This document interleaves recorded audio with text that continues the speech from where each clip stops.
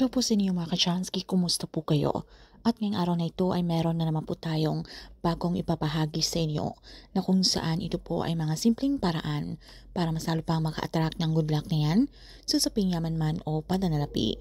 So bago po ang lahat ay nais ko lamang pong ipromote sa inyo para po sa mga gusto ng mga pampaswerte sa inyong mga negosyo, sa inyong mga trabaho, sa inyong mga career, o kung kayo po ay mahilig maglaro ng anumang uri ng sugal, meron po tayong pampaswerte dyan. Para po sa mga interesado ay mag-PM lamang po kayo sa akin. So kung kayo po ay mahilig tumaya ng loto mga Kajansky at kung gusto po nating mahit ang jackpot, of course wala pong imposible kung tayo po ay magkaroon ng kahilingan o meron po tayong gustong mangyari, di ba? Huwag po nating limitahan ang ating sarili, lalo na po kung alam niyo pong deserve niyo po ang bagay na ating hinihiling kay universe. So ito po ay kung malakas ang inyong paniniwala sa ganitong ritual. So pwede niyo po itong gawin, wala pong masama mga Kajansky. So malay niyo po, ito po yung magiging swerte o daan na lalapit po sa inyo ang swerte. And of course, ito rin po ay nakadepende sa inyong husay at galing sa paggamit ng numerology, sa inyong mga numerong pinapangalagaan o sa pag-combine nyo ng inyong numero.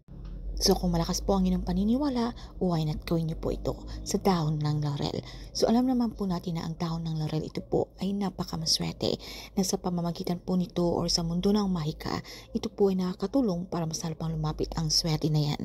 Dahil alam niyo pa sa Latin, ibig sabihin ng laurel ay laura, ito po ay success or ito po ay magkakaroon ng magandang resulta anuman po ang ating gustong i-manifest. Gawin niyo lamang po ito sa umaga between 6 to 8 a.m. bago po kayo umalis ng inyong pamamahay. So ang dahon ng laurel dito isulat niyo lamang po yung ating 6-digit number, yung ating mga numerong ating pinapangalagaan. And then sa likuran po nito mga Kachansky, isulat niyo lamang po yung ating secret code number or yung ating lucky number na 520741. Alam niyo ba na ang numerong ito sa Latina ibig sabihin ay agarang swerte sa pananalapi? Then magsindi lamang po tayo ng Chinese incense sticks, okay? Kapag ito na po ay naisulat nyo sa ating dahon ng laurel, magsindi po tayo, okay, sa ating mga insenso at inyo lamang po itong pausukan. Habang pinapausukan nyo po ito, ay sabihin po natin yung ating mga kahilingan. Ito po ay sa pamamagitan para maitaboy po yung mga negative energy, kung ano man po yung mga hadlang na yan sa ating mga pangarap, sa ating mga intensyon.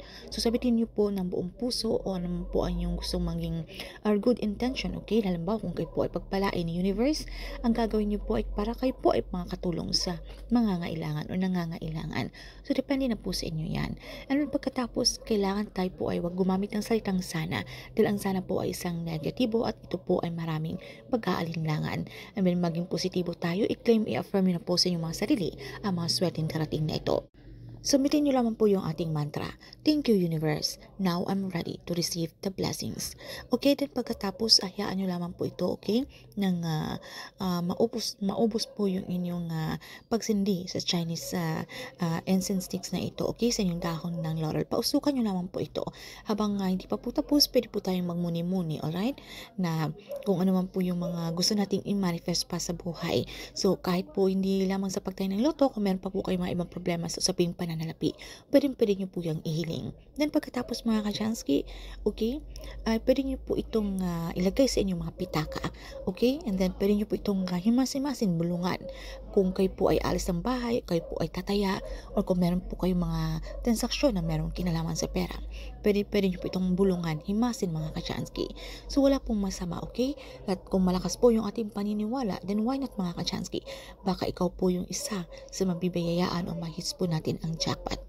Pero paalala lamang po na dapat kung kayo po ay tumatay ng loto o tayo po ay sumasali sa anumang uri ng sugal, dapat ito po ay i-balance natin. Hindi po ito yung tipong tayo po ay magkabaon sa utang at tayo po ay ito na lamang po yung ating ginagawa.